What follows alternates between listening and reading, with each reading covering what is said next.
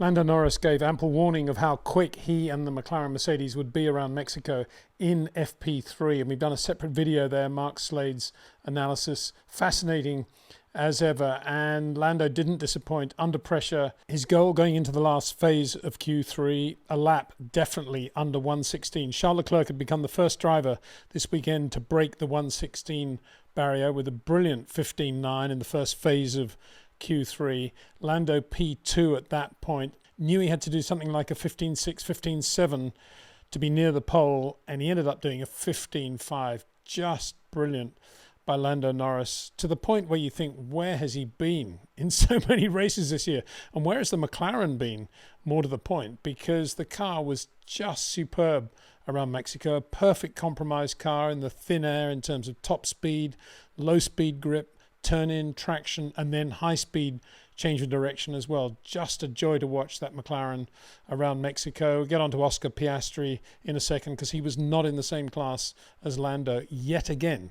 Have to underline that as well. Ferrari, very, very good around Mexico as well, as we suggested in the build-up to this race, in the conversations with Mark. Ferrari, very, very good. Of course, they won this race last year with Carlos Sainz. Charles Leclerc and Lewis Hamilton, almost identical in lap times. Lewis right there, very, very good through the high-speed change of direction, sector 2.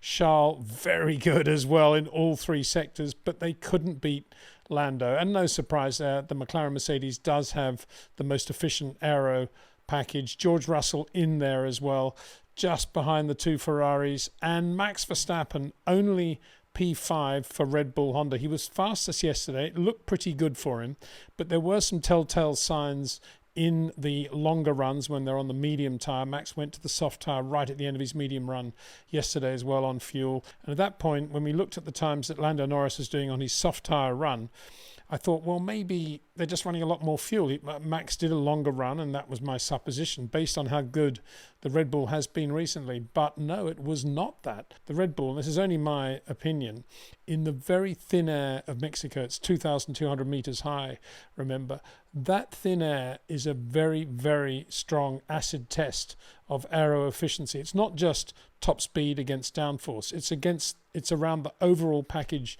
of the car. And if you are on the limit in terms of aero and what you're doing, and you're not quite there, it's going to show up in thin air.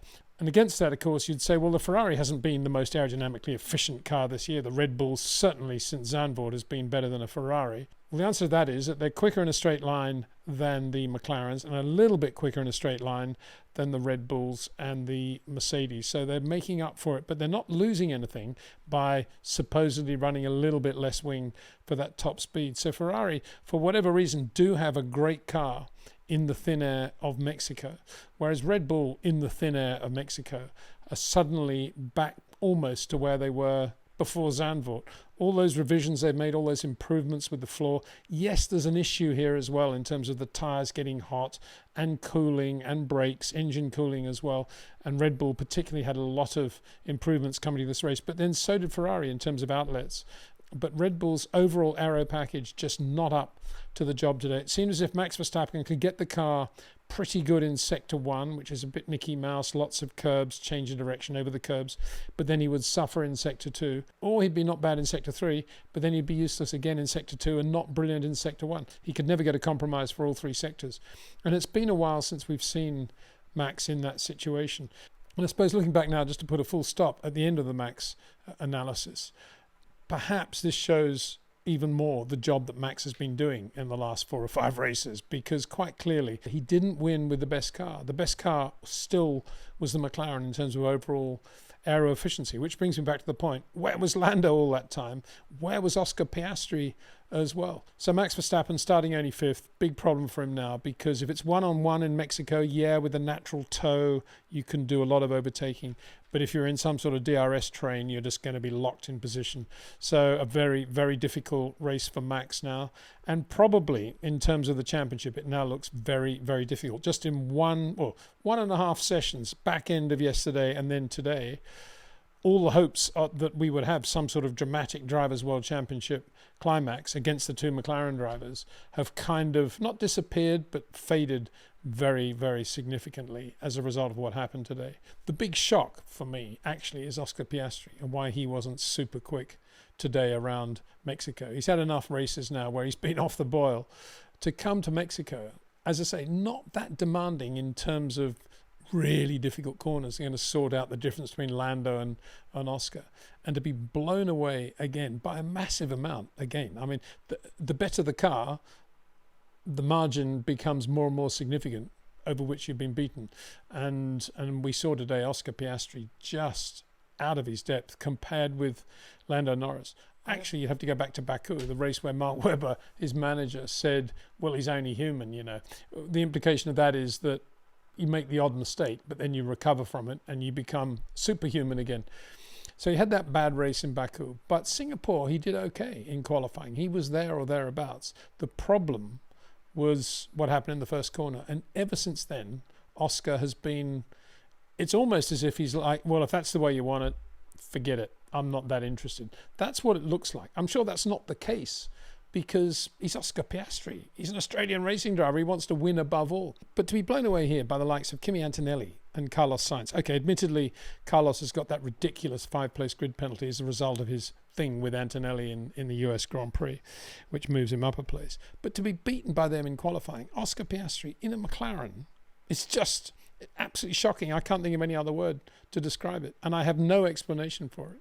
I wish I had. At one point in qualifying, Oscar was talking about the PU had seemed to misfire a little bit, but they didn't seem that concerned about it. It's okay, we'll fix that sort of thing. And the car sounded good on the onboards. It looked okay, but he was just blown away by Lando Norris, not in the same class. And the way we saw it going today, he does not have any hope of beating Lando to the World Championship now, the way it's going, if it continues like this. So Max Verstappen very much in the background at the moment going into the race. Oscar Piastri even more in the background going into the race. And Lando Norris, the guy who's lying second in the championship on an unbelievable pole position. Behind him, Charles Leclerc and Lewis Hamilton. There's going to be a lot of crowding going down to that first corner for sure. And the Ferraris will be near one another. Lewis will be wanting to beat Charles. Lewis will be thinking today, I did a great lap. And Charles just went a little bit quicker. Amazing lap by both of them. Amazing laps, really. Amazing recovery by Ferrari. And I suppose in a final perspective, you could say also something that I've been saying from the start of the year, which is that most teams are going to have their day in 2025. One team's going to get more or less right every race, and that's McLaren, quite obviously. But some weeks it's going to be Ferrari, then it's going to be Mercedes, then it's going to be Red Bull. Red Bull have done a very good job of consistency over the last few races. But here, it's Ferrari. For whatever reason, and I have no explanation for it as either, other than that they are quite quick on the straight. The Ferraris, very, very good around Mexico. They did a great job today. Very good. So it's Lando Norris, Charles Leclerc, Lewis Hamilton, George Russell, very good again in the Mercedes. That'll be annoying for Red Bull and Max as well to be starting behind George Russell. Very difficult for him to get past George unless he does it off the line, of course. Kimi Antonelli, good job. Considering that's the one driver that you would have thought would suffer a bit from those high-speed change of direction S's, and so it was. I think that was the difference between Kimi and George Russell today around Mexico, just the high-speed stuff. But everywhere else, Kimi Antonelli, beautifully detailed, lovely to watch. Carlos Sainz, fabulous lap as well. Such a shame he's got that penalty. Oscar Piastri, P8, 16.1, very disappointing. Isaac Hadjar right there again, 16.2 in the Racing Bulls. Excellent job by Isaac Hadjar. And Liam Lawson had the car, again, made mistakes. Wide turn in, braking as late as he can, ran wide at the chicane, lost the lap, so didn't get out of Q2. And Oliver Behrman, the other driver to make it through into Q3. Haven't said enough about him this weekend, but he's looked really good in the Haas Ferrari. Congratulations to Oliver. Another excellent performance from him. Like a couple of the others, he didn't have enough softs to be able to do 2 runs, so he just had to go out on a scrub set on the first run and then second run in Q3, obviously on the new set. Fernando Alonso kind of ran out of tyres as well, did a reasonable job in the Aston Martin, very good job in the Aston Martin, but couldn't get out of Q2 either. Used up all his softs yesterday and this morning trying to get the car to work. And so there we are. Lando Norris on an unbelievable pole. Congratulations to him. This is probably the best pole he's ever got. Probably the best lap he's ever driven, I would think. Under pressure. Immense pressure from Charles Leclerc. He did that 15.9. And there was Lando, went out to do a 15.5 incredible. And as a final thing, let's just have a look at the difference between Lando Norris and Max Verstappen. Bear in mind how good Max has been in the last few races. From sector to sector. Sector 1, Max was 0.13 slower than Lando. Sector 2, he was 0.21 slower than Lando. And Sector 3, he was 0.13 slower than Lando. On the overall lap, 0.48, nearly half a second slower than Lando Norris around Mexico. And it's not that long a lap either. Half a second between the McLaren and the Red Bull. That shows how good the McLaren has been. And where have they been in recent races, please advise. And Oscar Piastri, please advise. And I think it also shows the job Max has been doing, as I say, in a car that quite patently, as I've been saying, doesn't have the same aero efficiency as the McLaren. And it showed up today in the thin air of Mexico. Anyway, we'll see what happens tomorrow. They said, I think it was Laura Mecky's got on the radio to Max after qualifying and said, great job, Max. You did the best we could today. It's a long race tomorrow. My memories of Mexico, it's actually not a very long race. It seems to be over in a flash.